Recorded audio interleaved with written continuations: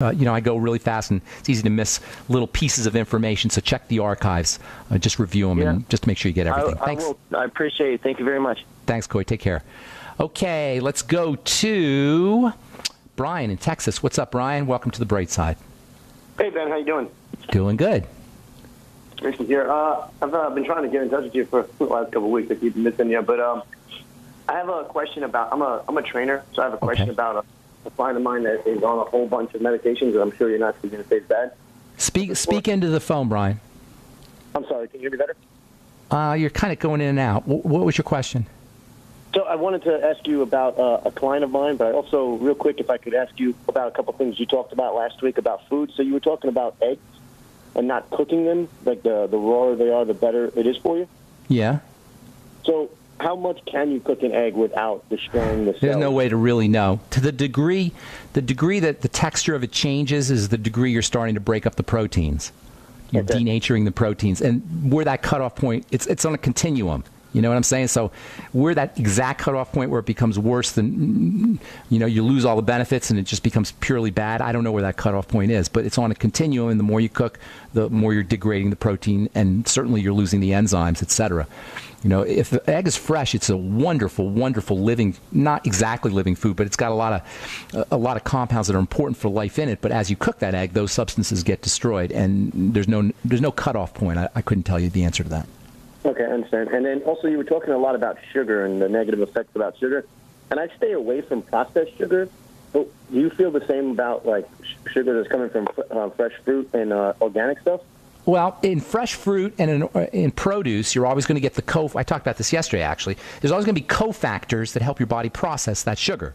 So it's much better for you to get sugar from a whole food than it is the concentrated essence of sugar, which, for the millions of years that humanity has been on the planet, we never had purified sugar. It's only been 100 years or 200 years or 300 years, very short amount of time from an evolutionary perspective, that our bodies have had to confront this pure sugar. In foods, you have the cofactors. However, with genetic modification, not necessarily high-tech genetic modification, but all genetic modification that's been going on for thousands of years, sugar has become concentrated in fruits. So even fruits are going to be out of balance in terms of sugar and the nutrients that are important for processing the sugar. Bottom line is you don't need it. Oh, you need a little bit, but you don't need excessive amounts of sugar. What we're doing is we're eating for our taste buds, and we're eating for our brain. And I'm not beating anybody up about this, by the way, because I do it myself. We're eating to satisfy our brain, not our bodies, and we're paying the price for that. And so, do you need the sweets and do you need the sugar, Brian? That's really the ultimate question. Is it going to make you better in any way, aside from the fact that you like the taste and you're going to get a big hit of dopamine and pleasure hormones in your brain? Is there a need for it? Go ahead. I actually don't like fruit that much. I eat it because I think it's healthy. That's why my point is veggies. I was wondering if I should go veggies. Increase my fruit intake.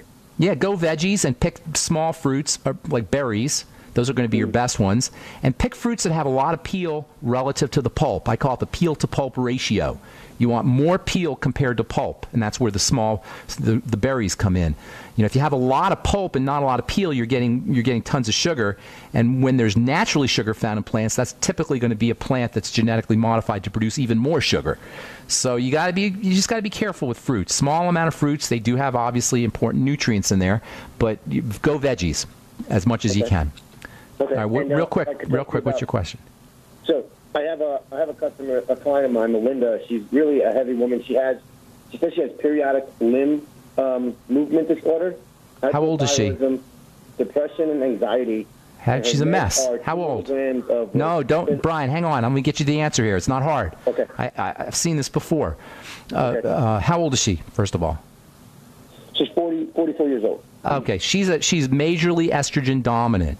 And it may have to do with foreign estrogens, xenoestrogens, but it probably has to do with how they're being produced in her body. Estrogen is made in fat. So the more fat you're carrying, the more fat cells you got, the more estrogen you're making. Estrogen will also make you fat. So the more fat cells you have, the more estrogen you're making, the fatter you're going to be. The more estrogen you're making, you get this downward spiral of estrogen dominance. So you got to cut that spiral off immediately. The first thing you want to do is work on the digestive system, improve her excretion of estrogen. Extremely important. Everything we talked about earlier today, fiber and probiotics and estrogen balancing supplements like vitamin E and zinc and aromatase inhibitors. Every single strategy we talked about here today to help her body process estrogen. Using progesterone cream and pregnenolone can help balance out her excess estrogen. She's got a lot of problems at this point. Her blood sugar is probably off. She's probably got inflammatory or maybe even an immune condition. That's what that limb issue is. But right now, first and foremost, you got to fix the estrogen problem. That's her job number one. All right? She's probably heavily medicated. Yeah. She's on a lot of medication. Well, that's messing it up. That's throwing things off as well. Prescription medication can have estrogenic properties. Prescription medication slows the body down. This is one of the big problems with estrogen, is it slows the body down. It's like a sluggishness type of hormone. So she's already going to be sluggish. Now the medication is going to make it worse. And you're going to have a tall order if you're her trainer, my friend. Get her on a rebounder. Or get an inversion device. You know what I'm talking about? Those inversion things where you hang upside down? Get her on one of those. Anything she could do to improve her circulation and improve elimination and processing of estrogen. That's job number one. She's got a lot of things to do, but that's job number one. And by the way, estrogen will keep you from building muscle. So if you're a trainer and you're trying to get her to build muscle, the estrogen is going to make it much more difficult. Conversely, the more muscle she's carrying, the more balanced, the less pronounced her estrogen effects are going to be. The more muscle mass she carries, the less pronounced her estrogen dominance and her estrogenic effects will be. So get her building muscle, but that's a tall order. So you got lots of stuff going on there. Number one, you got to work on the digestive system and improve her ability to process estrogen. Number two, get her on estrogen balancing nutrients like the vitamin E and the chrysin and tribulus we talked about earlier, and fiber and pregnenolone and progesterone, etc. And number three, get her moving the body, circulating, improving, especially lymphatic circulation. Estrogen is cleared largely out of the lymph, and when the lymph becomes stagnant, that's where estrogenic issues, including breast cancer, come in. So getting on a rebounder and moving the lymph, and even deep breathing can help move the lymph around as well. Thanks, Brian. Got to motivate. Hey, Kelly in North Carolina, you got something real quick for us? Yeah, I've got a friend of mine here, and he has been diagnosed with something called essential tremors. Yes, I know. I know exactly what I know a lot about it. Number one, Mighty 90 Essential Nutrients, sipping on the Beyond Tangy Tangerine. Number two, eliminating any problem foods if there are food problems, eliminating them and using probiotics and digestive support. And number three, make sure he's practicing slow, deep breathing, especially when he notices he's flaring up in his tremors. Slow, deep breathing. Got a lot more if you want to call back tomorrow, but we're just flat out of time, Kelly. I apologize. Thanks for listening, friends. I'm Pharmacist Ben. You've been listening to The Bright Side.